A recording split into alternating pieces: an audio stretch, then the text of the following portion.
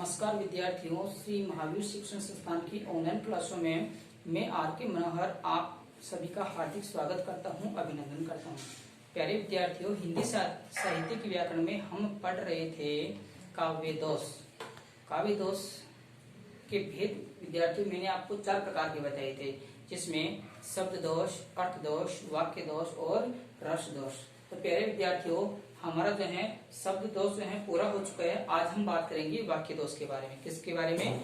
वाक्य दोष के बारे में। तो वाक्य दोष में सबसे पहले आज हम बात करेंगे न्यून पदत्व दोष और अधिपदत्व दोष के बारे में। देखो, ये नाम से स्पष्ट हो रहा है। न्यून का मतलब कमी, यानी कि वाक्य में जहाँ कहीं भी कोई न कोई पद या शब्द की कमी रह जाती है वह न्यून पदत्व दोष होता है। और जहाँ कविता में कोई कवि अधिक पद लिख देता है वहां अधिपदित्व दोष होता है। तो आइए हम विस्तार से पढ़ते हैं कि न्यून पदत्व दोष कहाँ होता है।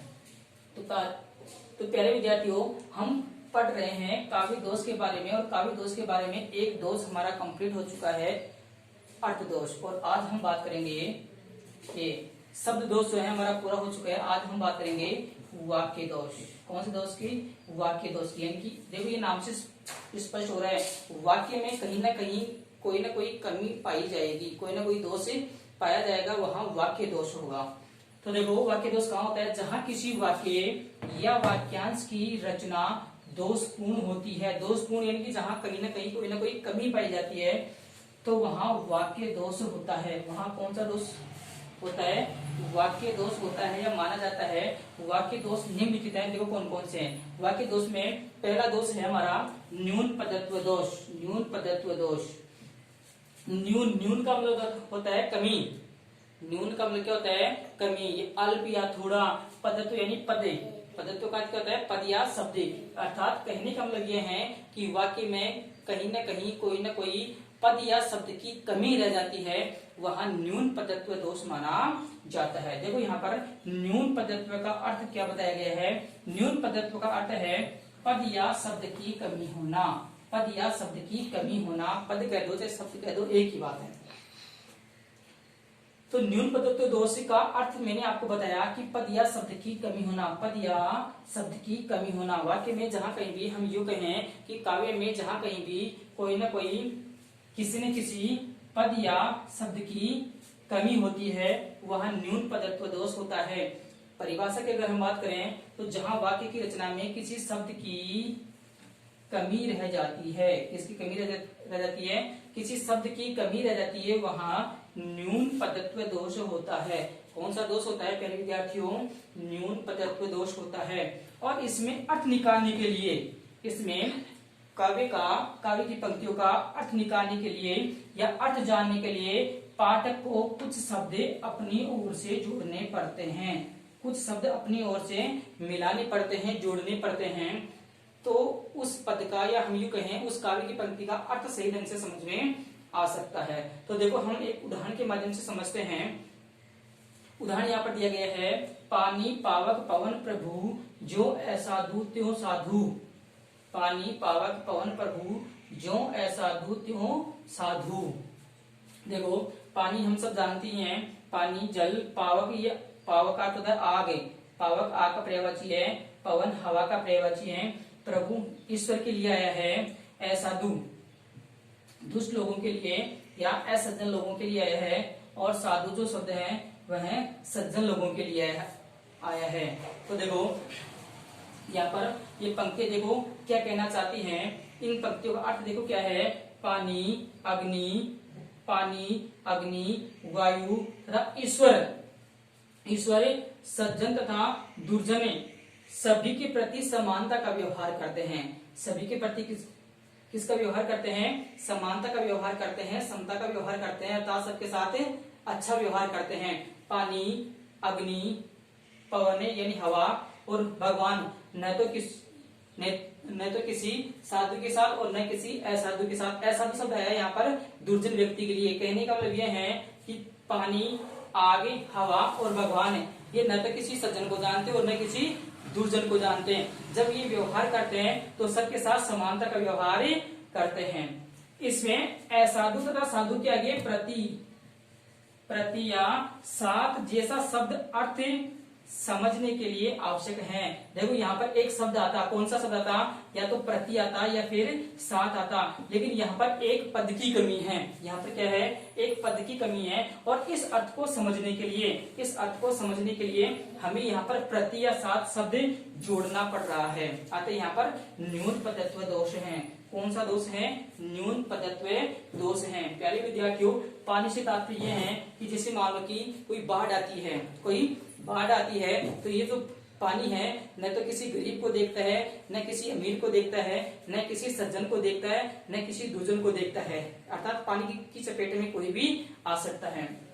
पावक अग्नि, आग, जहां कहीं भी आग लगती है तो ये आग जो है ये किसी को भी नहीं छोड़ती, या हम यूं कहें न तो किसी साधु को जानती है न किसी असाधु को जानती है। साधु का मतलब सज्जन लोग और असाधु का मतलब दुर्जन लोग, अर्थात ये सबके साथ समान व्यवहार करती है। पवन, हवा, हवा भी जब चलती है तब ये नहीं देखती है कि कौन सज्जन है और कौन दुर्जन है। प्रभु, प्रभु ये भी जो है ये नहीं देखते हैं कि कौन सज्जन है और कौन दुर्जन है। अर्थात पानी, अग्नि, हवा और प्रभु ये सबके साथ, चाहे साधु हो चाहे असाधु, अर्थात चाहे सज्जन लोग हो चाहे दुर्जन लोग, ये सबके साथ समानता का व्यवहार करते हैं। एक बात देखो, इस पंक्ति का स्पष्टीकरण देखिए, आप क्या कहना चाहती है ये पंक्तियां। इस पंक्ति का अर्थ है पानी, अग्नि, वायु तथा ईश्वर सज्जन तथा दुर्जन सभी के साथ समानता का व्यवहार करते हैं। कौन सा व्यवहार करते हैं, समानता का व्यवहार करते हैं।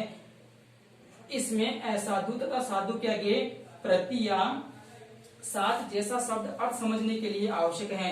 यहाँ असाधु और साधु के आगे एक शब्द और होना चाहिए था, कौन सा, प्रति या साथ, लेकिन वो यहाँ पर गायब है। एक पद इस पंक्ति में गायब है, न्यून है, कम है, इसी कारण से यहाँ न्यून पदत्व दोष है। कौन सा दोष है प्यारे विद्यार्थियों, न्यून पदत्व।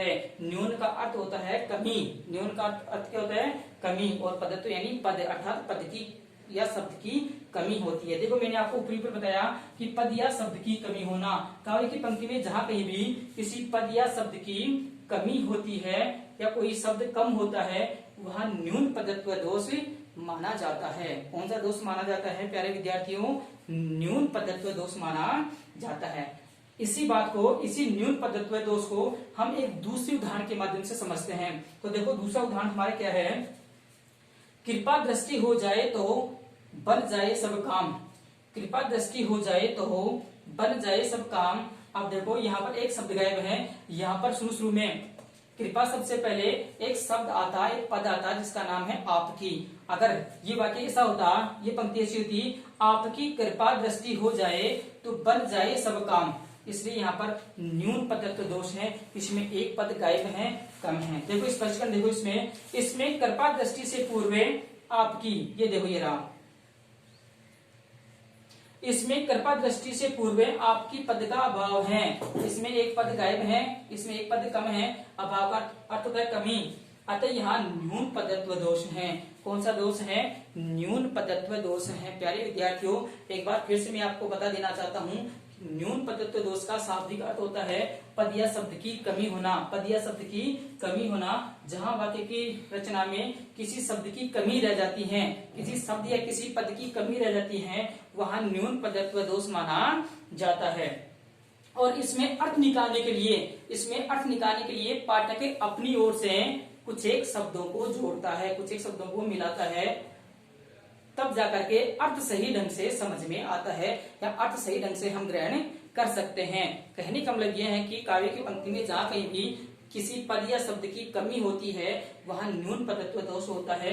पहला उदाहरण मैंने आपको बताया, पानी, पावक, पवन, प्रभु, जो असाधु त्यो साधु, जो पानी, आग, हवा, प्रभु, ये सभी के साथ, कहने का मतलब यह है कि जो दुर्जन है और जो सज्जन है सबके साथ समानता का व्यवहार करते हैं। लेकिन यहाँ पर असाधु और साधु के आगे कोई शब्द लिखा हुआ नहीं है, समान, प्रति या साथ, ऐसा कोई शब्द लिखा हुआ नहीं है, इसलिए यहाँ पर न्यून पदत्व दोष है। कौन सा दोष है, न्यून पदत्व दोष। दूसरा उदाहरण मैंने आपको बताया, कृपा दृष्टि हो जाए तो बन जाए सब काम। अब इसमें कृपा दृष्टि से पहले आपकी एक पद होना चाहिए, एक शब्द होना चाहिए, जो यहाँ पर लगा हुआ नहीं है, अतः यहाँ न्यून पदत्व दोष है। पहले विद्यार्थियों, अगला दोष है हमारा अधिक पदत्व दोष।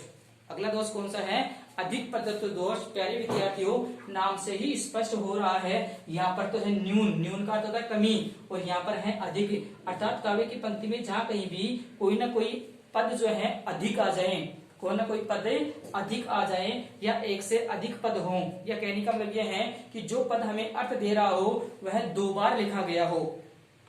कोई पद अगर 2 बार हो, या जो है एक से अधिक पद वहां पर मौजूद हो, वहां अधिक पदत्व दोष होता है। परिभाषा हम समझ रहे हैं कि अधिक पदत्व दोष कहाँ होता है। काव्य में जब कवि कुछ ऐसे शब्दों का प्रयोग करता है जिनको हटा देने पर भी काव्यार्थ ग्रहण में, काव्य का अर्थ ग्रहण करने में कोई बाधा नहीं होती, वहां अधिक पदत्व दोष होता है। कहने का मतलब यह है कि काव्य में जब कवि अनावश्यक शब्दों का प्रयोग करता है, जिनका कोई तात्पर्य नहीं है, जिनका कोई अर्थ ही नहीं है, उन शब्दों का प्रयोग करता है, जिसके कारण काव्य में अधिक पद हो जाते हैं, और अधिक पद हो जाने के कारण ही यहाँ पर अधिक पदित्व दोष माना जाता है, अधिक पदत्व दोष माना जाता है। तो प्यारे विद्यार्थियों, अधिक पदत्व दोष को हम उदाहरणों के माध्यम से समझते हैं। तो आइए हम उदाहरण देखते हैं। आइए विद्यार्थियों, अब हम देखते हैं अधिक पदत्व के उदाहरण। देखो, अधिक पदत्व का पहला उदाहरण है, पुष्प पराग से रंगकर भ्रमर गुंजारता है। पुष्प पराग से रंगकर भ्रमर गुंजारता है। पुष्प की पराग से रंग करके जो भौरा है वह क्या करता है, गुंजायमान करता है। तो देखो, इस पंक्ति में पुष्प शब्द को अगर हम हटा देंगे, क्योंकि जो पराग होता है वो किसमें होता है, पुष्प में होता है, हमें पराग शब्द से ही अर्थ स्पष्ट हो रहा है। ये पुष्प जो शब्द है ये इस पंक्ति में अधिक हैं, ये पुष्प जो शब्द है इस पंक्ति में अधिक है। उपयुक्त पंक्ति में पुष्प शब्द को हटा देने पर भी अर्थ स्पष्ट हो जाता है। पुष्प शब्द का प्रयोग अधिक होने के कारण अधिक पदत्व दोष है।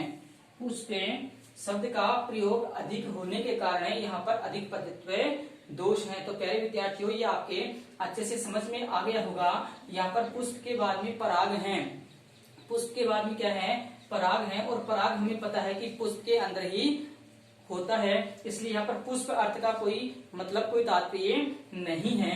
यहाँ पर पुष्प शब्द का अधिक प्रयोग हुआ है, और अधिक प्रयोग होने के कारण ही यहाँ पर अधिक पदत्व दोष माना जाएगा। अन्य उदाहरणों की हम बात करते हैं। अन्य उदाहरणों में देखो, पहला उदाहरण है, मन मेरा स्फटिक आकृति निर्मल रहे गुरुदेव। मन मेरा स्फटिक आकृति निर्मल रहे गुरुदेव। यहाँ पर मन को स्फटिक की आकृति के समान जो है पवित्र बताया गया है। तो इसमें आकृति जो शब्द है, आकृति शब्द छुपा हुआ है किसमें, स्फटिक प्लस आकृतिक, स्फटिकाकृति। अगर हम इसके टुकड़े करेंगे तो स्फटिक प्लस आकृतिक होगा, स्फटिक प्लस आकृति होगा। ये आकृति शब्द जो है इसमें छुपा हुआ है।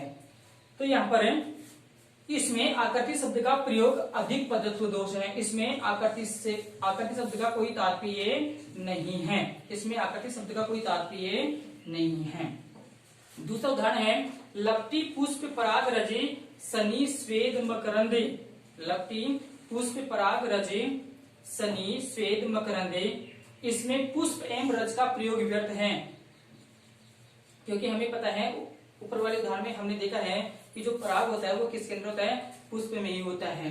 तो इसमें पुष्प एवं ये जो रज का प्रयोग जो है वो व्यर्थ है, बेकार है, क्योंकि पराग शब्द ही पुष्पों की रज का अर्थ व्यक्त कर देता है। जो पराग शब्द है वो ही पुष्पों की रज का अर्थ व्यक्त कर देता है। अतः यहाँ अधिक पदत्व दोष है। अतः यहाँ कौन सा दोष है, अधिक पदत्व दोष। तो प्यारे विद्यार्थियों, आज हमने चर्चा की न्यून पदत्व दोष के बारे में और अधिक पदत्व दोष के बारे में। प्यारे विद्यार्थियों, आप अधिक से अधिक जो है मेरे चैनल को सब्सक्राइब कीजिए, वीडियो को लाइक कीजिए और अधिक से अधिक अपने मित्रों के साथ शेयर कीजिए। धन्यवाद।